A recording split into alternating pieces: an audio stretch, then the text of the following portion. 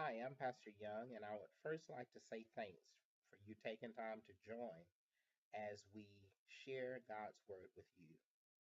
Before we go into God's Word, I would like to share with you what we are trying to do at the cross. We are loving and connecting ministry. We are committed to preaching, teaching, and reaching with relevance and excellence. We function on a main thing approach with God's Word, where we try to share the message on Sundays and we have a chance through the week to engage in that same message with other believers. That's what we do at our Bible study and discipleship groups. We meet each Thursday night at 3226 Old Jacksonville Highway at 6:15 on the first, third, and fourth week. You can find more information about that on our website at www.thecrossbc.net, or you can follow us on Facebook and Twitter. You can friend us on Facebook or like us, and you can follow us on Twitter. What I would like to share with you is each week we'll try to provide a little snippet that you can use, but there's nothing that's going to beat coming together with other believers because it's there where we have a chance to communicate with each other, not just share, but also benefit from the sharing of other believers. So we want to encourage you when your schedule allows for you to make a point to being a part of our study groups. Well, Sunday we had a chance to begin a message called Grown Folk Faith. That's right, Grown Folk Faith. We had a chance to communicate that we're going to be focusing on spiritual maturity. And what better passage could we use than Acts chapter 9?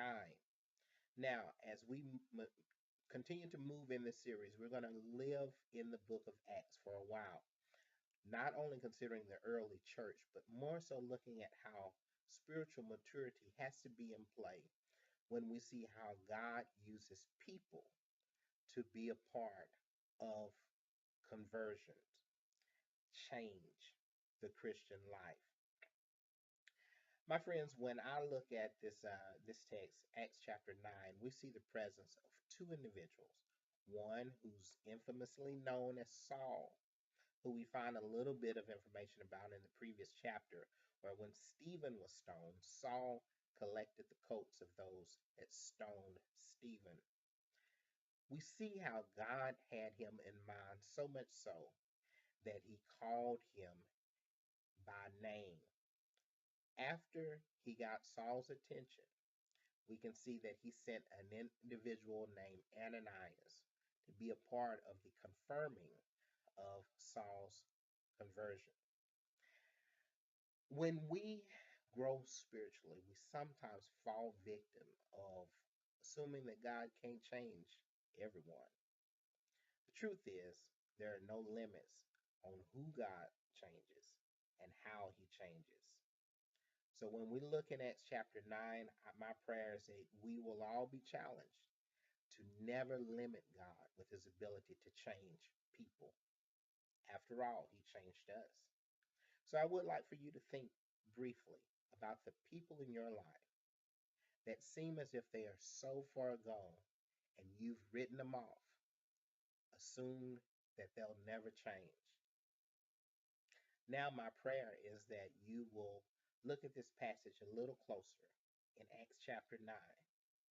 Zero in on verse 18, where it says, immediately something like scales fell from Saul's eyes, and he could see again. He got up and was baptized, and after taking some food, he regained his strength. Saul spent several days with the disciples in Damascus. Verse 20 says, at once he began to preach in the synagogues that Jesus is the Son of God. So much to think on, so much to talk about, but I want to encourage you.